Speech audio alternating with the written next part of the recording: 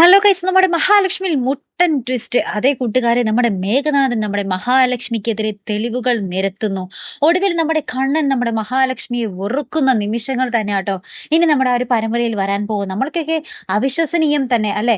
നമ്മുടെ സാഗറും നമ്മുടെ മേഘനാഥനും കൂടെ പുതിയ അടവ് പയറ്റാൻ പോവുക നമ്മുടെ മഹാലക്ഷ്മിക്കെതിരെ. വീണ്ടും വിശ്വസ്തനായ ഒരു പണിക്കാരനായിട്ട് നമ്മുടെ സാഗർ നമ്മുടെ മഹാലക്ഷ്മിയുടെ ആ ഒരു ഓഫീസിലെ നമ്മുടെ കണ്ണന്റെ ഓഫീസിൽ വീണ്ടും വരിക കേട്ടോ.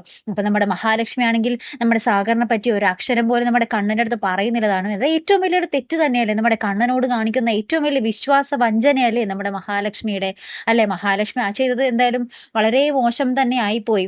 നമ്മുടെ സാഗറിനെ ഒന്ന് കുടഞ്ഞിരുന്നെങ്കിൽ സാഗറിനെ മേഘനാഥൻ അയച്ചതാണെന്നും ഒക്കെ ആ ഒരു വിവരം കിട്ടിയാനെ. പക്ഷെ സാഗർ ഇപ്പൊ വെറുതെ വിട്ടത് കാരണം ഇപ്പൊ അവർക്ക് പുതിയ കാര്യങ്ങളൊക്കെ പ്ലാൻ ചെയ്യാൻ എളുപ്പമായി. ഇനി നമ്മുടെ മേഘനാഥൻ നമ്മുടെ വേണമെങ്കിൽ സാഗറും മഹാലക്ഷ്മിയുമായിട്ട് ആ വീട്ടിലുണ്ടായിരുന്ന ആ ഒരു കുറച്ച് ക്ലിപ്പ് എങ്ങാനും സംഘടിപ്പിച്ചാൽ പിന്നെ തീർന്നു. നമ്മുടെ കണ്ണന്റെ അടുത്ത് പറഞ്ഞിട്ടൊന്നുമില്ല നമ്മുടെ സാഗറിന്റെ വീട്ടിൽ പോയ കാര്യമൊന്നും.